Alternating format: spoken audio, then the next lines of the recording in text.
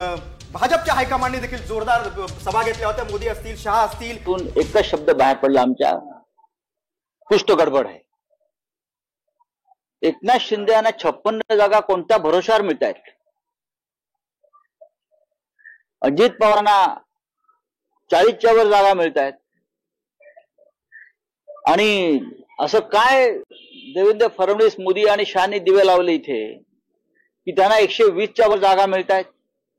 महाराष्ट्रातलं वातावरण आणि महाराष्ट्रातला कल ज्या पद्धतीने होता, आम्ही फिरलोय, आम्ही ग्राउंडला होतो, जमिनीवर होतो.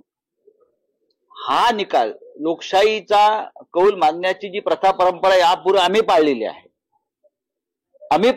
की लोकशाहीचा हा कौल आहे, आम्ही मानतो.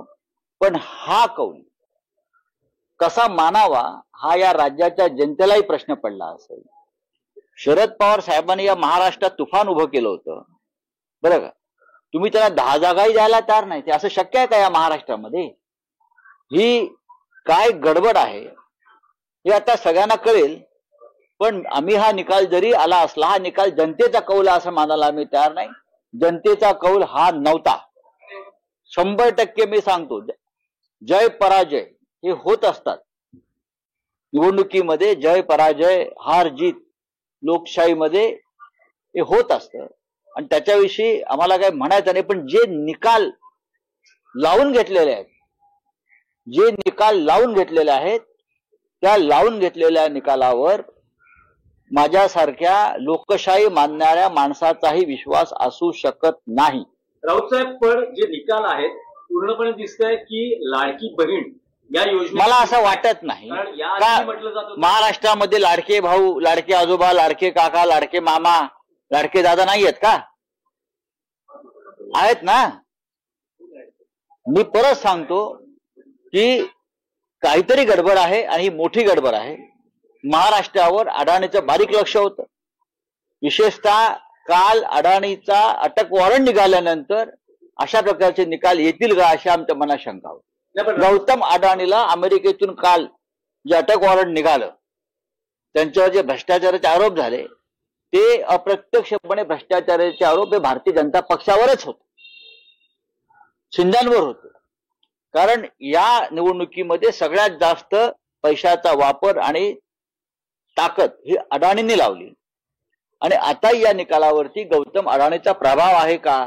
कारण अडाणी, मोदी आणि फडणवीस, शिंदे वेगळे नाहीत.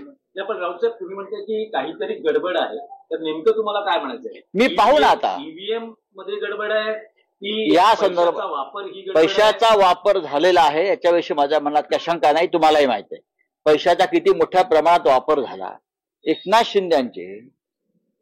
शिंदे सर्व आमदार कसे काय निवडून येऊ शकतात? अजित पवारांचे, ज्यांच्या गद्दारी विरुद्ध महाराष्ट्रात रोष आहे, ज्यांच्या बेईमानी विरुद्ध महाराष्ट्रात प्रचंड रोष आहे, शरद पवारांच्या सभांना, त्यांच्या प्रचाराला तुफान प्रतिसाद मिळाला. ते वादळ तुम्हाला दिसत नाही. पण आज जागा जिंकल्यावरती युतीचं वादळ म्हणताय तुम्ही. स्वतःला प्रश्न विचारा मीडियानं. मीडिया हा एक लोकशाहीचा महत्वाचा स्तंभ आहे. त्यांनी हा प्रश्न स्वतःला विचारावा, गडबड आहे की नाही. पण राऊतसाहेब, तुम्ही लोकसभा निवडणुकांचे निकाल मानले तर मग आम्ही लोकसभेचे निकालही मानले नाहीत. सॉरी, लोकसभेच्या निकालातही गडबड झाली असं आम्ही मानतो. नाहीतर नरेंद्र मोदींचा पराभव नक्की झालेला होता. पण महाराष्ट्रात जे निकाल लागले तेही आम्ही, आमच्या अनेक जागा या लोकांनी चोरल्या हे आम्ही वारंवार म्हणालो. तुम्ही माझ्या तोंडी काय घालू नका. आम्ही अत्यंत संघर्ष करून विजय मिळवला. ह्या वेळेला खूप मोठं कारस्थान या निकालामागे मला दिसतंय आणि 100% हा निकाल माध्यमातून झाले लावून घेतलेला निकाल आहे, जनतेला दिलेला कौल नाही. पाहू ना आता, अजून थोडा वेळ आहे आम्हाला. आमच्या महाविकास आघाडीला तुम्ही 75 जागा देत नसाल, एवढा मोठा विरोध महाराष्ट्रात असताना, एवढी मोठी बेईमानी गद्दारी झाली असताना, जर तुम्ही 75 जागा, 100 जागा जर आम्हाला तुम्ही देत नसाल, याचा अर्थ अमित शहा, मोदी आणि अडाणी यांनी हा निकाल ठरवून लावलेला आहे 100%. आणि शेवटच्या 3 दिवसामध्ये मोदी आणि शहा या राज्यातून गायब झाले. गौतम अडाणी यांचा जो निकाल अमेरिकेत लागलेला आहे त्याच्यावरचं लक्ष सुद्धा यातून बदललं जावं. महाराष्ट्रात आम्ही जिंकलो, गौतम अडाणी जिंकलाय महाराष्ट्रामध्ये. बघा, राऊतांचं खूप मोठं वाक्य आहे, काहीतरी मोठी गडबड आहे, कुछ तो गडबड आहे असं संजय राऊत बोललेत. आणि निवडणुकीत पैशांचा मोठा वापर झालाय, हा निकाल लावून घेतला गेलाय असं संजय राऊतांनी गंभीर आरोप केलेला आहे. भाजपवर हल्लाबोल केलाय, अदानींवर हल्लाबोल केलेला आहे. बघा, खासदार संजय राऊतांचा हा गंभीर आरोप आहे. जर 75 जागा सुद्धा आम्हाला मिळू शकत नसतील इतकी फिल्डिंग लावून महाविकास आघाडीला, तर यामध्ये नक्कीच काहीतरी गडबड आहे. मोदी